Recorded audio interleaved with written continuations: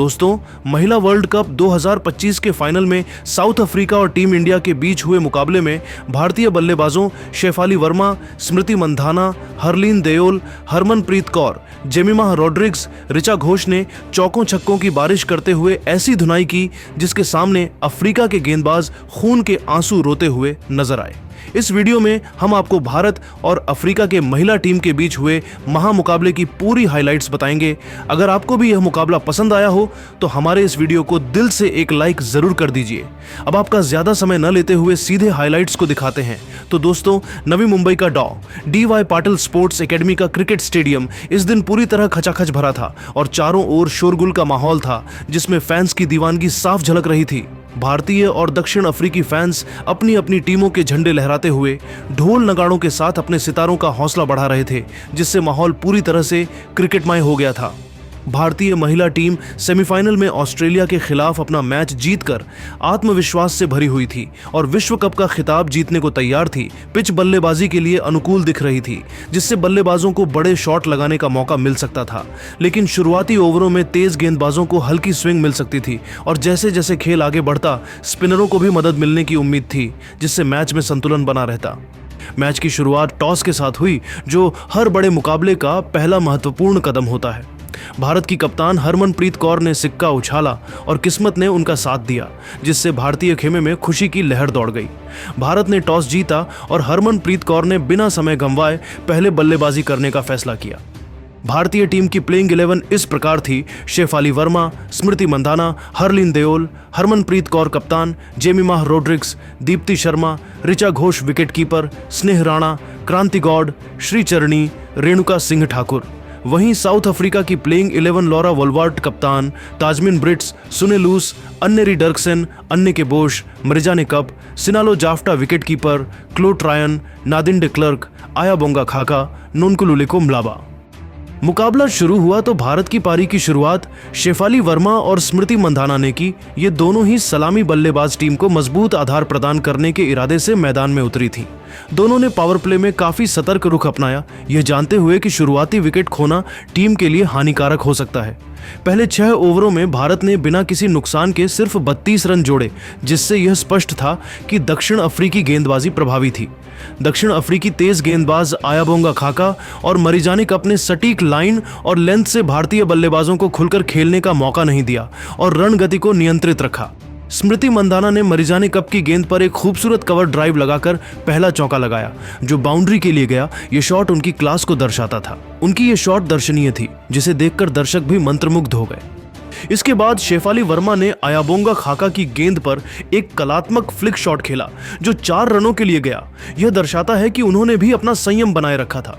लेकिन 7वें ओवर में दक्षिण अफ्रीका की अनुभवी स्पिनर नोनकुलुलेको म्लाबा को आक्रमण पर लगाया गया और उन्होंने आते ही अपना जादू बिखेर दिया, जिससे मैच में एक रोमांचक मोड़ आया। नोनकुलुलेको म्लाबा ने शेफाली वर्मा को एक फ्लाइटेड ऑफ ब्रेक डाली, जिस पर शेफाली आगे बढ़कर बड़ा शॉट खेलने की कोशिश में थी, लेकिन गेंद सीधे लॉरा वोल्वार्ट के हाथों में गई, जिन्होंने मिड ऑन पर एक आसान कैच लपका और शेफाली को पवेलियन लौटना पड़ा।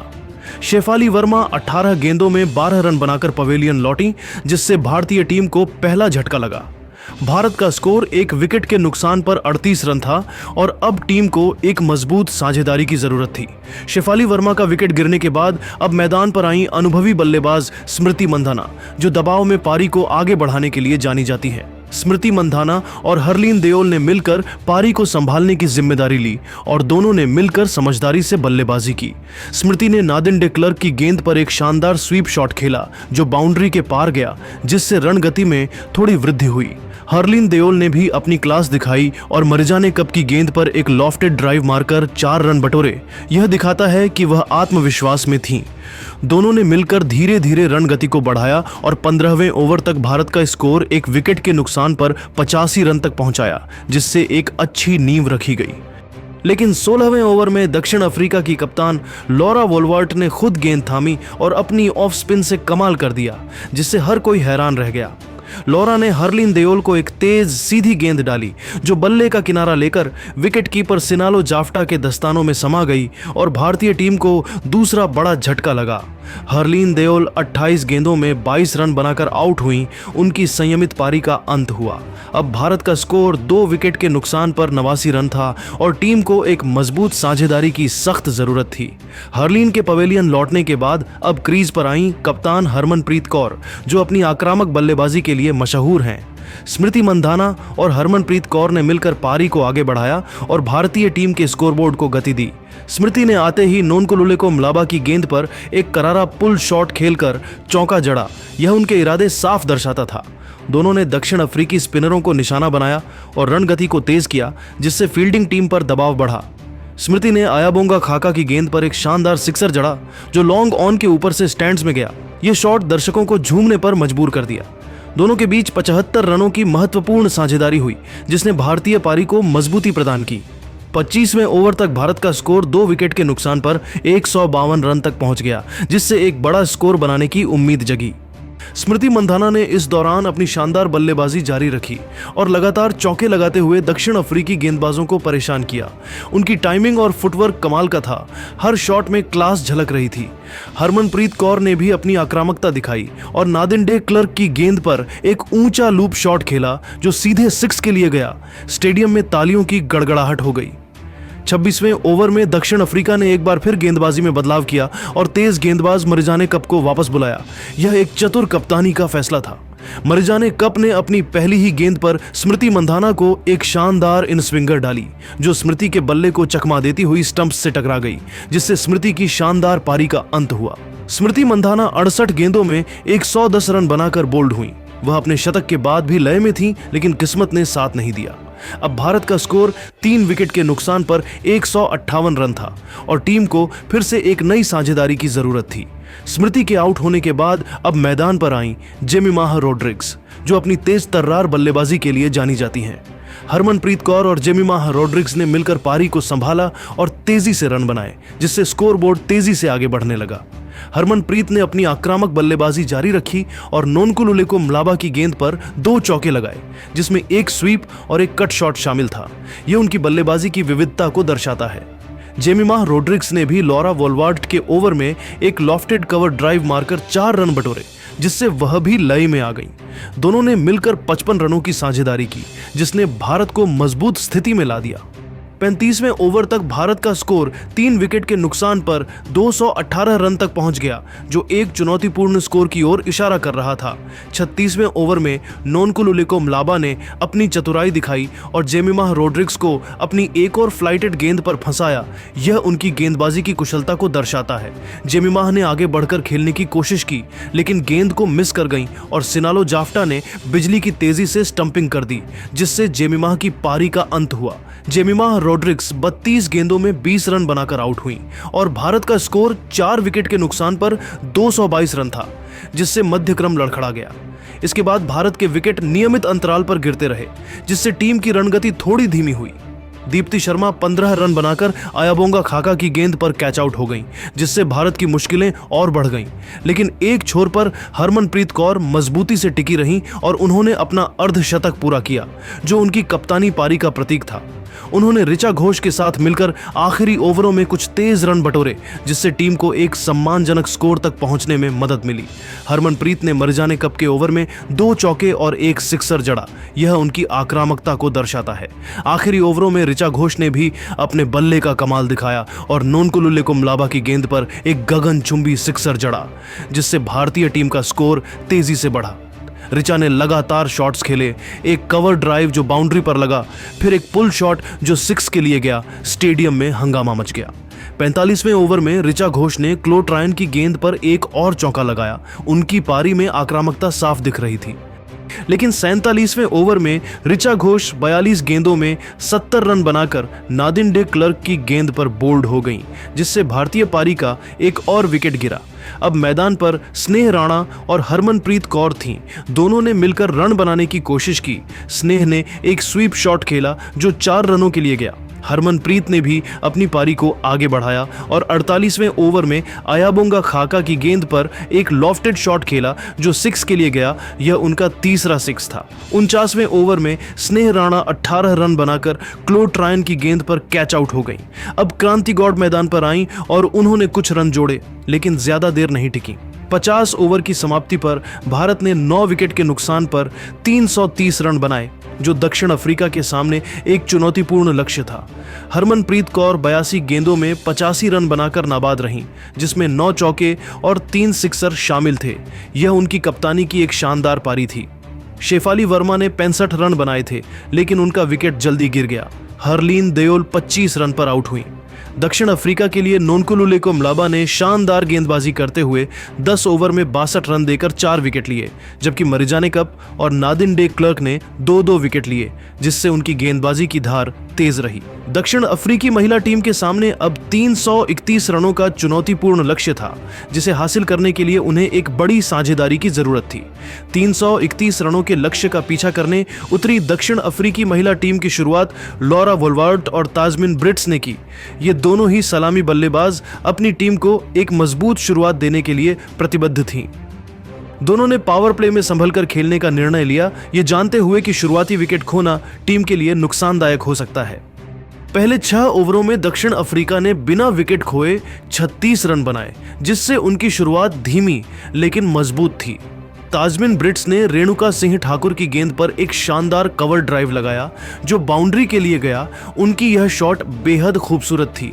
उनकी यह शॉट इतनी खूबसूरत थी कि नवी मुंबई का स्टेडियम तालियों से गूंज उठा और दर्शकों ने उनकी बल्लेबाजी की सराहना की। लॉरा वोल्वर्ट ने दीप्ति शर्मा की गेंद पर एक कलात्मक फ्लिक शॉट खेलकर 4 रन बटोरे, जिससे वह भी लय में आ गई। लेकिन 8वें ओवर में भारत की तेज गेंदबाज रेणुका सिंह ठाकुर ने अपनी क्लास दिखाई और भारतीय टीम को पहली सफलता दिलाई।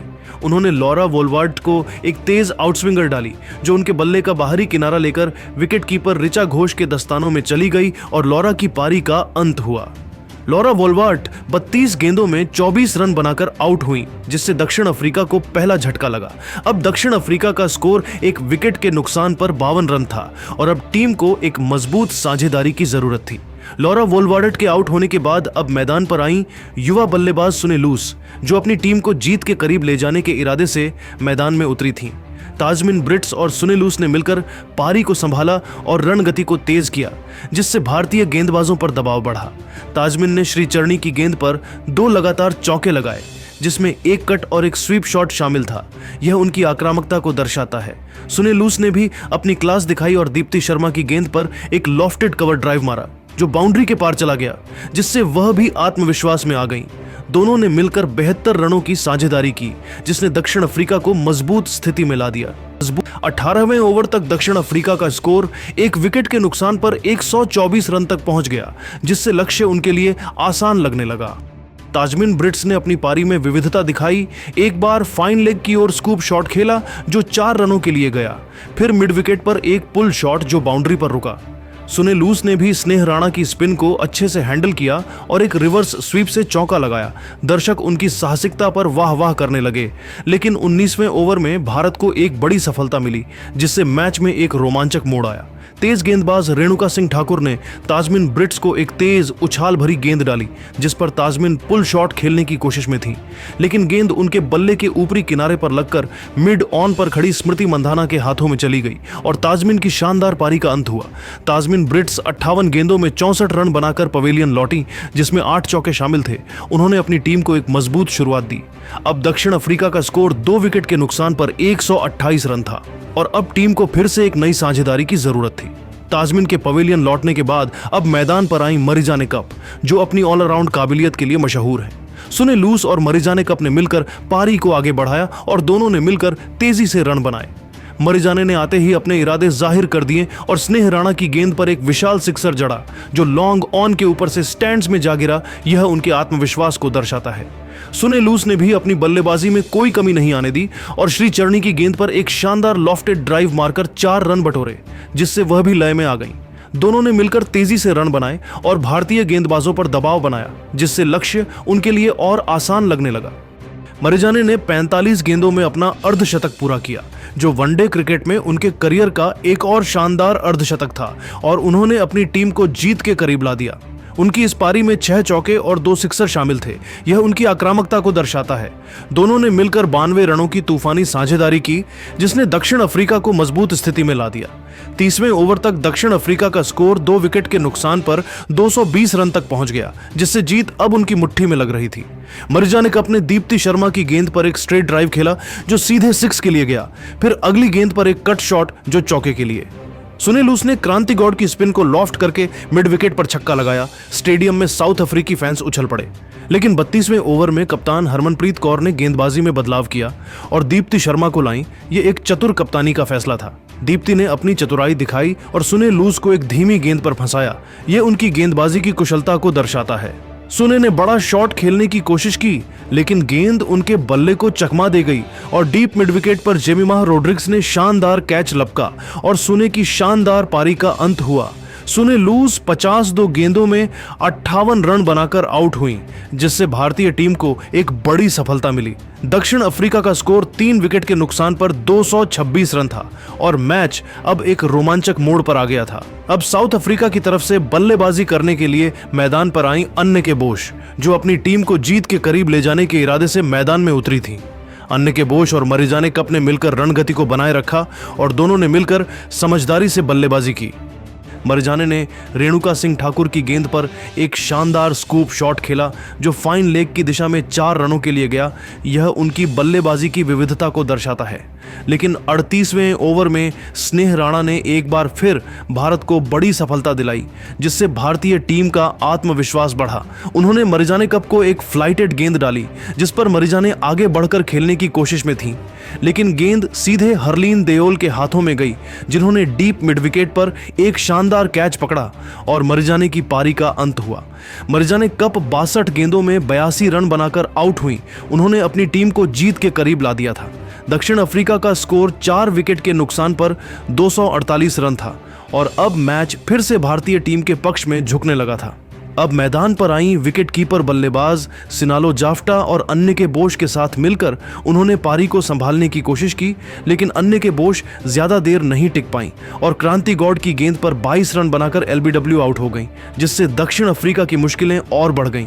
अब दक्षिण अफ्रीका का स्कोर 5 विकेट के नुकसान पर 265 रन था और भारतीय टीम अब हावी हो गई थी। अब क्रीज पर थीं सिनालो जाफ्टा और क्लो ट्रायन और दक्षिण अफ्रीका को जीत के लिए आखिरी 10 ओवरों में 66 रनों की जरूरत थी, जिससे मैच अब एक रोमांचक मोड़ पर आ गया था। सिनालो और क्लो ने समझदारी से बल्लेबाजी करते हुए सिंगल डबल पर ध्यान केंद्रित किया, यह जानते हुए कि विकेट बचाना सबसे महत्वपूर्ण है। सिनालो जाफ्टा ने रेणुका सिंह ठाकुर के ओवर में एक शानदार पुल शॉट खेलकर 4 रन बटोरे, जिससे दबाव थोड़ा कम हुआ। क्लो ट्रायन ने भी दीप्ति शर्मा की गेंद पर एक करारा स्ट्रेट ड्राइव मारा जो बाउंड्री के पार चली गई, जिससे वह भी लय में आ गई। दोनों ने मिलकर 45 रनों की महत्वपूर्ण साझेदारी की और मैच को दक्षिण अफ्रीका के करीब ला दिया। यह एक महत्वपूर्ण साझेदारी थी। क्लो ट्रायन ने स्नेह राणा की स्पिन पर एक लॉफ्टेड शॉट खेला जो 6 के लिए गया। स्टेडियम में साउथ अफ्रीकी फैंस की सांसें थम गईं। सिनालो ने भी श्री चरणी की गेंद पर एक कट शॉट लगाया जो चौके के लिए, लेकिन 46वें ओवर में सिनालो जाफ्टा 28 रन बनाकर दीप्ति शर्मा की गेंद पर बोल्ड हो गई, जिससे भारतीय टीम को एक और सफलता मिली। अब दक्षिण अफ्रीका को आखिरी 4 ओवरों में 21 रनों की जरूरत थी और मैच का रोमांच अपने चरम पर था।